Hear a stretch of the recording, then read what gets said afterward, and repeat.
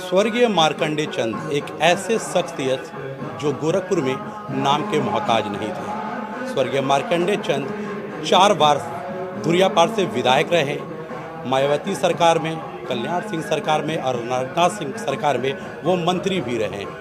आज 11 नवंबर 2014 का उनका निधन हो गया और उसके बाद जो उनकी विरासत थी आज उनके पुत्र सीपी चंद जी संभाल रहे हैं। आइए इनसे जानते हैं कि आज उनकी 8वीं पुण्यतिथि है, वो कौन सा ऐसा काम छोड़ के गए हैं जिन्हें ये करना चाहते हैं। सर, आज स्वर्गीय मार्कंडेय चंद जी की 8वीं पुण्यतिथि है, क्या ऐसा लगता है कि कौन सा ऐसा कार्य वो छोड़ के गए हैं जिसे आप करना चाहते हैं या आप उसे जिम्मेदारी समझते हैं अपनी?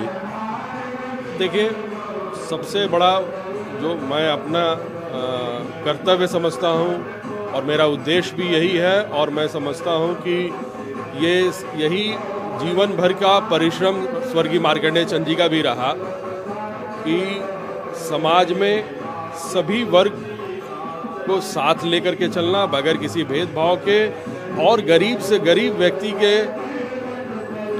हित के लिए संघर्ष करना, खड़े होना।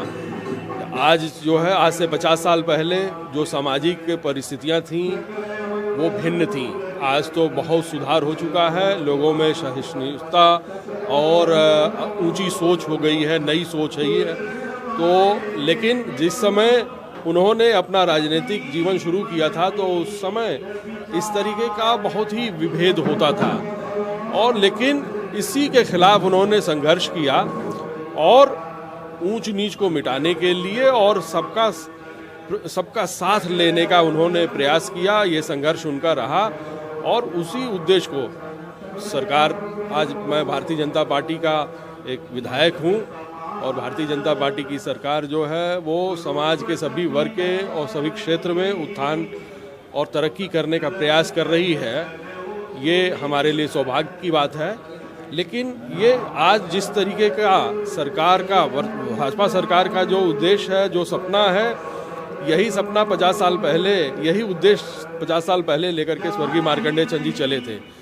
और आज मैं समझता हूँ कि उनके न रहने के बाद भी हमको उनका ये आशीर्वाद और उनका ये जो समाज में जो जिस तरीके का काम था, ये उस काम की वजह से ही लोगों का आशीर्वाद और स्नेह प्राप्त है और वो हमारी सबसे बड़ी ताकत बनी हुई है। और वो ताकत जो है हमको प्रेरणा देती है कि हम इस विषय में, इस दिशा में और निरंतर प्रयास करते रहें। जितना भी संघर्ष करने की आवश्यकता हो उसको किया जाए और इस विभेद को, समरसता को प्राप्त करने के लिए, विभेद को दूर करने के लिए के लक्ष्य को प्राप्त किया जाए। उसमें हम एक संकल्प लेने के लिए, ऊर्जा प्राप्त करने के लिए हर साल पुण्यतिथि पर एकत्र होते हैं और एक संकल्प लेकर के, ऊर्जा प्राप्त करके अपने उद्देश्य में लग जाते हैं। तो आज 8वीं पुण्यतिथि है, आज हम सारे यहाँ एकत्रित हुए हैं और एक नया संकल्प लेकर के, एक नई ऊर्जा लेकर के इस उद्देश्य की पूर्ति के लिए हम लोग फिर अपने उस कर्तव्य पथ पे अग्रसर होंगे। स्वर्गीय मार्कंडेय जी लगातार असहाय गरीब के जो गोरखपुर में थे, जैसे कई चीनी मिली ऐसी थी जो बंद थी, वो लगातार उसकी लड़ाई लड़ते रहे। उनका कहना था कि जो हमारे गोरखपुर के लोग हैं वो बाहर ना जाएं, हमारे यहाँ चीनी मिल है, फर्टिलाइज़र है, वो यहीं रोजगार कर सकते हैं। क्या लगता है कि जो लोग जिनकी वो लड़ाई लड़ते थे, कि जो उनका सपना था वो पूरा हो रहा है कि नहीं? इस दिशा में जैसा मैंने बताया कि भारतीय जनता पार्टी की जो वर्तमान सरकार है और हमारे परम पूज्य योगी आदित्यनाथ जी जो प्रदेश के मुख्यमंत्री हैं, वो उनका भी सतत यही प्रयास है, उनका उद्देश्य है और उस उद्देश्य की पूर्ति के लिए वो प्रयत्नशील भी हैं। और ये सही बात है कि जो भी हमारे किसान बंधु हैं, मजदूर हैं, रोजगार करने वाले जो श्रमिक हैं, इनको अगर अपने घर में ही रोजगार मिल जाए, इन किसानों को बाजार मिल जाए, उनके उपज के लिए उचित मूल्य मिल जाए, तो किसान, रोजगार और मजदूर अपने घर से दूर जाकर के विपरीत परिस्थितियों में उसको संघर्ष करके ठोकर खाने की आवश्यकता नहीं पड़ेगी।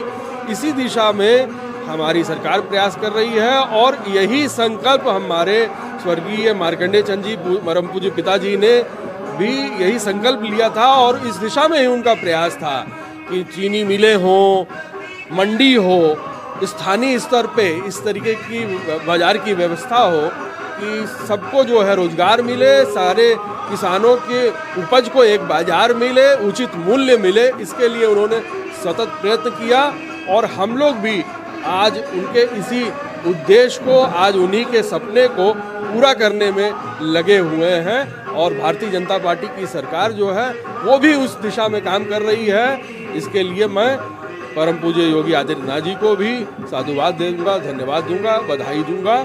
और आज हम सारे लोग आज इस कार्यक्रम में एकत्रित होकर के फिर से एक संकल्प लेकर के नई ऊर्जा के साथ में उस उद्देश्य की पूर्ति में लग जाएंगे। ये हजारों की संख्या में यहाँ पर लोग श्रद्धांजलि देने के लिए आए थे। मैंने देखा कि कुछ बुजुर्ग भी आए थे और वहाँ श्रद्धांजलि दे, उनकी आंखों में आंसू था। क्या कहना चाहेंगे इसके बारे में? ये जितने बुजुर्ग साथी आपने देखे हैं वो पिताजी के, स्वर्गीय पिताजी के संघर्षों के साथी रहे हैं और उन्होंने स्वर्गीय मार्कंडेय चंद जी के संघर्ष को देखा है। उस समय परिस्थितियां ऐसी थीं, अभाव का वक्त था, लेकिन उस वक्त भी उन्होंने उस अपना संघर्ष दिया समाज के लिए, लोगों के लिए, ज़रूरतमंद लोगों के लिए।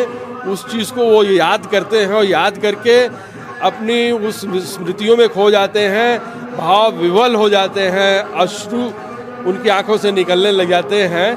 तो ये देख करके हमें एक बल मिलता है कि आदमी की कृतियां ही जो हैं वो अमर रहती हैं, उसके जो कर्म होते हैं वो कभी लोग भूलते नहीं हैं और वही उसकी सबसे बड़ी यश और सबसे बड़ी प्रसिद्धि होती है।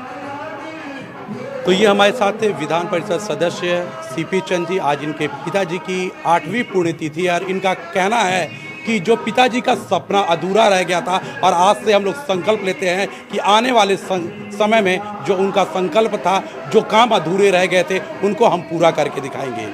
यूपी न्यूज़ 18 के लिए संजय कुमार, गोरखपुर।